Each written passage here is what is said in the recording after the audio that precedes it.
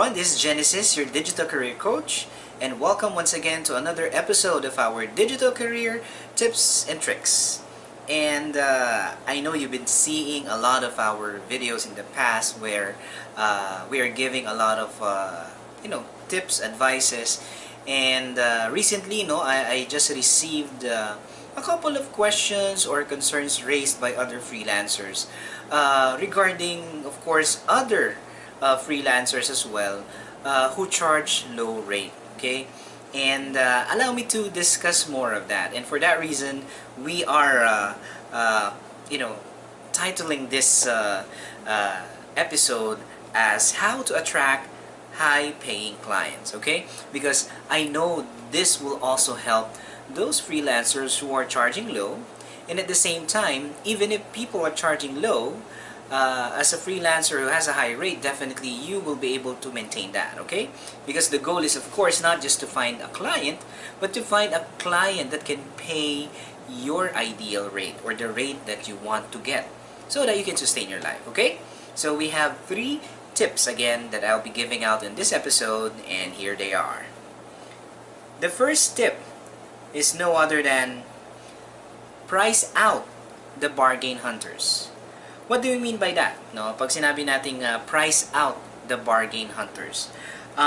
Sabi nga dito, ideal strategy for attracting a premium quality or high-paying client is to position your service, your business, in a way that most appeal only to high-end clients that you want to serve.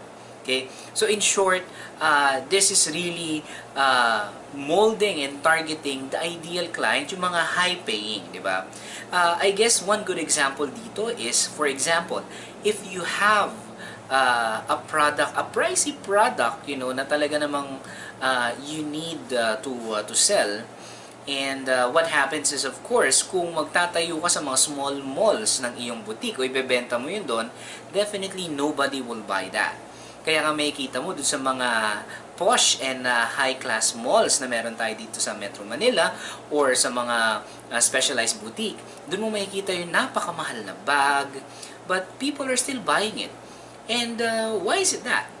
Because of course, they position themselves and basically designed everything else, no, para mas ma-attract nila yung target buyer nila that has the capacity to pay. So, with regards to online freelancing or, being an online service provider, having a digital career, what you can do, of course, is, if let's say, ang target mong client ay medyo social, medyo fashionista, o alam mong medyo classy talaga, definitely, kailangan makita sa profile mo o sa picture mo, sa mga suot mo sa pictures, that you are someone within their level at least or within their circle. Okay? Hindi naman ito yung tinatawag nating parang social climber na you're faking it. You're just presenting yourself so that they will see that they can deal with you. Let's just face it, clients are like that as well. They want to trust people who they understand and feel like can understand them as well. So that's tip number 1, okay? So make sure that you price out the bargain hunters. And to do that, of course, you need to make sure that you are actually being seen by the client as someone na talagang para sa kanila. And again, dapat ito yung mga client na high-paying ones. So yung mga naghahanap ng bargain, yung naghahanap ng mura, then don't spend time with them. Okay? If you want nga, dapat makita agad sa profile mo that you are actually pricing things high so that yung mga sabihin na natin na naghahanap ng mas mababa, hindi ka nakakausapin, which is okay lang. Kasi hindi naman sila yung gusto mong makausap. Okay? So that's tip number 1. Tip number 2 natin is articulate your vision. What do we mean by that? Having your service is in high demand in an is ideal. But the problem is, you need to be careful na magmukha kang desperate na kahit kung sino na lang yung client na dumating, tatanggapin mo na. No, because of course, napaka-importante naman na may client. But in order for you to attract high-paying client, hindi ka dapat magmukhang desperate on this. Kailangan, in fact, magmukha ka talagang credible, at confident at the same time that you are providing value. So, the more you articulate your vision to yourself that this is the people that I want to work for, and I believe that I can help you with your business as well, you don't really focus on the price there. You focus on the value that you deliver to the client. And if you were able to really express and showcase yourself in such a way that the client will see that you're an ideal fit, at kapag kinausap ka na nila, which is the next step, na nakita nila that you are someone that they can really provide service sa kanila, then you are in a much better position. Okay? So, if you will realize, no, may mga salesman na talagang kung magdamit, alam mo yun, talagang maayos, nakasuit, and everything else. Why? Because they want to attract high-paying clients. For example, if you're buying a car or you're selling a condo, may kita mo na talagang halos lahat sila nakabihis ng maayos. And that's the reason why. Because, of course, those who have money also wears typical clothes like that. It's not a secret. And when it comes to online, dapat ganun din. Makita ng ideal client mo na ikaw ay within their realm. At yun na nga, as I have mentioned, you need to articulate your vision and focus on what you can offer to the client, on how you can make things easier for them and better, instead of simply talking about the price na ikaw ay mas mura. Okay?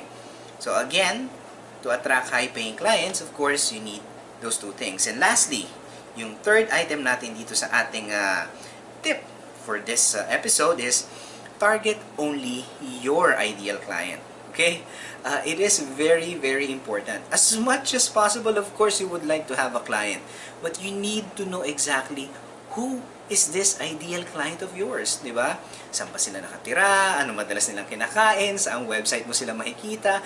How you gonna contact with them? Pwede naman kasing offline din yung client mo. So there's so many things that you can do, but you need to definitely articulate and identify talaga yung target client mo. And at the same time, of course, you need to be able to target them. And that is done through proper marketing and proper positioning, which is another topic that we will discuss in our future episodes here. But for the meantime, again, these are the three things that I'd like you to remember if you want to attract a high-paying client. Of course, di ba? Una, sabi ko kanina, well, let's rearrange it na, yung three things. The first thing, of course, is know your target clients and target them. Okay? Because a lot of people say, I want high-paying clients. Doon na lang sila tumitigil. But they go to places or websites that actually offers or have clients na talagang mga nagbabayad ng maliliit. So sometimes you really need to identify, if you want to get paid this much, then you need to look for those people who are actually willing to pay for that, okay? And to do so, be clear, okay? You need to be clear kung sino ba to. I'll create an episode on that, and probably I'll post a couple of links below this video that will, give you more idea exactly on how to determine your ideal client, okay? Or how to target them. And again, yung ating second is, of course, articulate your vision. No, napaka-importante talaga na kapag kausap mo na yung client in an interview or a Skype interview, it is very important that you don't focus on the price. You focus on the value and the vision that you have for their business and how you can help them. And lastly, of course, napaka-importante nito, price out the bargain hunter. So in short, hayaan mo na yung mga naghahanap ng mura. If they realize already or dapat sa onset pa lang, or even before magkaroon kayo ng opportunity to have a Skype call, mawawaste mo yung time nila, mawawaste mo rin yung time mo, because bottom line is they will realize that the price that you have for your services is basically something that they cannot afford. Okay? So, minsan may kita yan kung maganda yung profile mo, minsan may isip agad nila, wow, mukhang mahal to. So, for those people who are actually looking for cheap or a much more affordable, sabihin na natin, suits for their budget, then hindi ka nakokontakin. Which is okay lang kasi hindi naman sila yung target mo. And you have a target amount of rate na gusto mong kitain per client. Okay?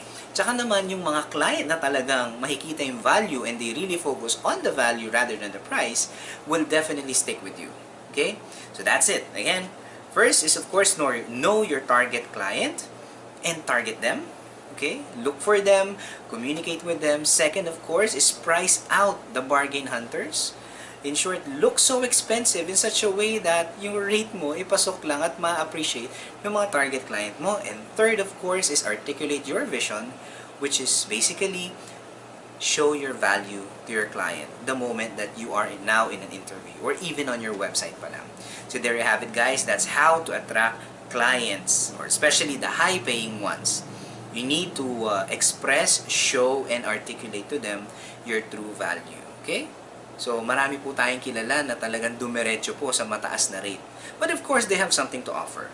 Yan yung challenge eh. Alam mo, there's so many things that I can discuss right now. But we will reserve that for future videos. So if you want to get updates on the different videos and tips and tricks that we will be sharing here in Digital Career, definitely I encourage you to like this page. Because we will definitely posting more videos on this. So once again, if you want to know more, if you have questions, feel free to send us a message here in our Facebook fan page or through our email. Okay? So once again, guys, thanks for your time and God bless.